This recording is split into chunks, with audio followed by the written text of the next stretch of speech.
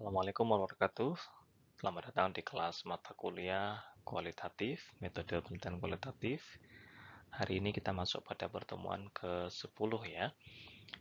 Topik kita hari ini adalah tentang studi kasus. Jadi konsep desain penelitian studi kasus dan dinamikanya. Oh ya, sebelum kita menuju ke pembahasan hari ini, saya ingin mengingatkan bahwa mulai pertemuan minggu depan, ya tanggal 8 Desember adalah pertemuan ke-11 sampai ke pertemuan ke-14 sesuai dengan kontrak belajar atau RPS ya.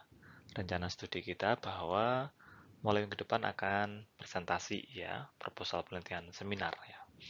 Jadi formatnya sudah saya share di grup WhatsApp, jadi kalian bisa mengikuti gitu ya, sehingga akan kita mulai untuk minggu depan presentasi individu terkait tentang proposal penelitian Anda. Ini adalah list ataupun jadwalnya ya, urutan presentasi proposal penelitian. Jadi mulai tanggal 8 Desember besok, nomor 1 sampai 10 ya, mulai dari Anissa, Arif, Khairil, sampai Susanti akan presentasi di pertemuan yang akan datang. Kemudian disusul selanjutnya, begitu ya. Aturan presentasinya bisa Anda baca, ya. Jadi silakan diperhatikan waktu presentasi maksimal 7 menit, ya, plus tanya jawab, ya. Jadi sangat singkat sekali, sehingga dalam satu kali pertemuan nanti akan ada 10 presenter, sehingga ada 70 menit plus perpindahannya 1 menit sehingga ada 10 berarti ada 80 ya nanti ya. Ada 80, kemudian kita akan selesai pada pukul 11.20. Begitu. Ya, nanti kalau misalkan ada yang ditanyakan silahkan tanya ke saya atau bisa nulis di kolom komentar. Oke, kita masuk pada materi hari ini. Jadi outline hari ini kita akan membahas kurang lebih ada 5 ya. Yang pertama adalah konsep dasar studi kasus, kemudian karakteristik penelitian studi kasus, tahapan penelitian studi kasus, analisis data dalam penelitian studi kasus, dan jenis-jenis penelitian studi kasus. Konsep dasar studi kasus. Jadi yang dimaksud dengan studi kasus ini sebenarnya adalah in-depth investigation atau in-depth examination. Pengujian atau penyelidikan yang lebih mendalam terkait seseorang atau kelompok gitu ya. Akar mulanya metode ini berasal dari sosiologi dan kini sudah banyak digunakan oleh para ilmuwan dari psikologi, antropologi, hukum, dan juga kedokteran. Studi kasus ini menyoroti satu atau beberapa kasus dan ketika beberapa kasus ya, ini biasanya menggunakan multimetode. Tapi yang satu kasus pun juga bisa menggunakan multimetode. Ya, sehingga dalam case study ini bisa juga digunakan pendekatan kualitatif dan juga kuantitatif. Ya.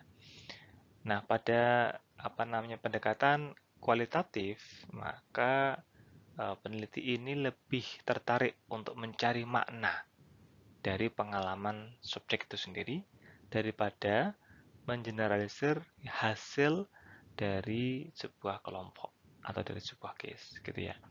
Sehingga case tadi ini dalam hal penelitian kualitatif tidak digunakan untuk menguji hipotesis, melainkan hipotesis itu lebih sering didapatkan dari case study ini ya, case study ini.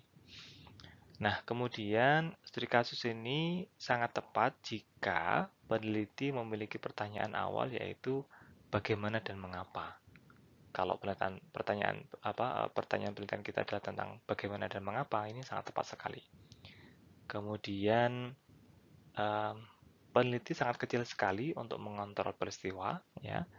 Kemudian fokusnya pada sebuah gejala, ya hampir sama dengan fenomenologi, ya. Sehingga ada yang juga yang mengatakan bahwa case study ini menjadi bagian dari fenomenologi, nah gitu ya.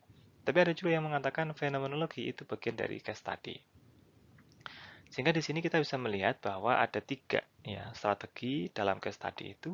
yaitu exploration atau mengidentifikasi gejala sosial, ya, mengelaborasi. Kemudian yang kedua adalah explanation, menjelaskan hubungan, kausalitas, dan yang ketiga adalah description.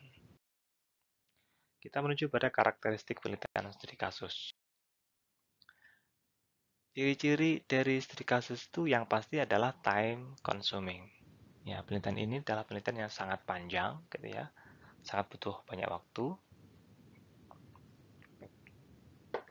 sehingga nanti Anda kalau misalkan mau ngambil penelitian ini harus siap-siap waktunya butuh banyak, gitu ya.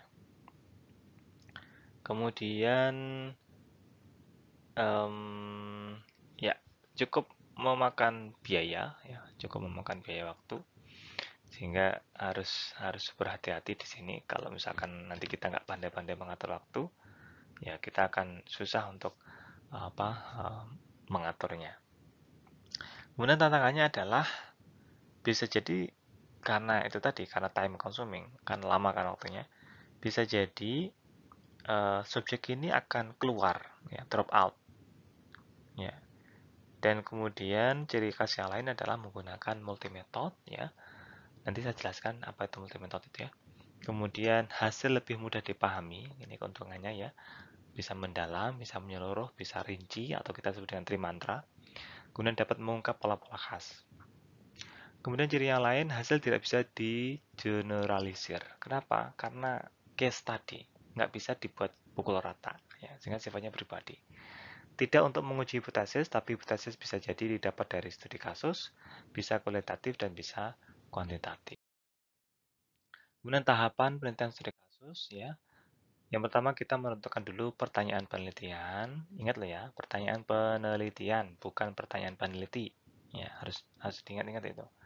Kemudian mendesain atau menentukan desain dan juga instrumen desain penelitian. Kemudian mengumpulkan data, menentukan teknik analisis data, dan mempersiapkan laporan studi kasus. Menentukan pertanyaan penelitian, ini artinya adalah ketika penelitian itu uh, menjawab why and how, ya, gitu ya. Kemudian menentukan desain dan instrumen desain penelitian artinya adalah kita memilih apakah nanti akan membuat desainnya itu single case, hanya satu kasus, atau multiple case. Nah, plus instrumen pertanyaannya, kita sesuaikan. Kalau single case seperti apa, kalau multiple case seperti apa. Pengumpulan data ini yang saya maksud tadi adalah multiple method. Jadi multiple method itu adalah metode dalam pengumpulan data itu nggak cuma satu kuesioner saja, tapi juga nanti dicampur dengan kuesioner, dicampur bisa dengan interview, bisa dengan observation, bisa dengan catatan.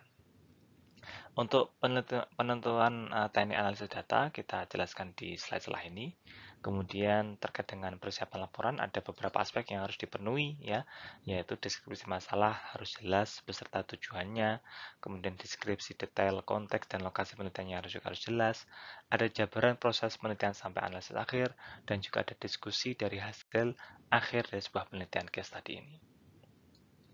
Kita menuju pada analisis data dalam penelitian studi kasus. Jadi analisis data yang digunakan hampir sama atau sama, ya, dengan fenomenologi, yaitu menggunakan content analysis, ya, di mana tujuannya adalah untuk mencari pattern, mencari tema-tema apa yang muncul dari subjek penelitian, ya. Kita menggunakan coding, kita menggunakan kategorisasi, kita menggunakan tema, ya. Kemudian nanti case analysis ini juga bisa menggunakan comparative case analysis, ya. Kemudian nanti kita akan menentukan di sana kira-kira topik apa sih, rumus-rumusan apa atau pattern-patternnya seperti apa sih yang sering muncul, ya, di sini. Jadi penting sekali untuk memahami, ya, content analysis itu penting sekali untuk memahami comparative case analysis, ya. Selanjutnya jenis-jenis penelitian studi kasus, ya, ada 3, yaitu ada intrinsik, ya, ada instrumental, ada kolektif. Intrinsik artinya adalah peneliti tertarik, ya, ada minat untuk mendapatkan pemahaman yang lebih baik tentang suatu kasus tertentu. Ada motivasi tertentu, ada niatan tertentu. Nah, gitu ya. Kalian tertarik untuk meneliti tentang bahaya rokok pada anak kecil. Itu berarti intrinsik kan. Kalian tertarik untuk menilai seberapa komitmen pacar kalian. Nah, kalian melakukan penelitian itu berarti intrinsik ya, case study. Instrumental berarti adalah peneliti melakukan kajian kasus tertentu yang mana penelitiannya itu digunakan untuk menyempurnakan teori. Jadi fungsi case di situ sebagai pendukung saja, sebagai instrumen saja dalam memahami permasalahan yang fokusnya adalah penyempurnaan teori. Gitu ya. Kemudian kolektif, maka ini adalah kajian sejumlah kasus yang serupa, ya, saling berbeda juga boleh, secara bersama-sama untuk mempelajari gejala, populasi, atau kondisi umum. Jenis studi kasus kolektif ini bukan studi kolektivitas loh ya, tapi melainkan studi instrumental yang dia diperluas cakupannya. Jadi hampir sama dengan pendukung tadi, cuma diperluas cakupannya. Begitu ya. Jadi ada tiga jenis-jenisnya ya, intrinsik, instrumental, dan kolektif. Kira-kira begitu topik kita atau materi kita pada kesempatan hari ini. Barangkali jika ada pertanyaan, please drop your question ke email saya, ya, atau bisa WhatsApp saya, nanti akan saya jawab, berusaha saya jawab. Sampai jumpa di pertemuan selanjutnya, dan Assalamualaikum warahmatullahi wabarakatuh.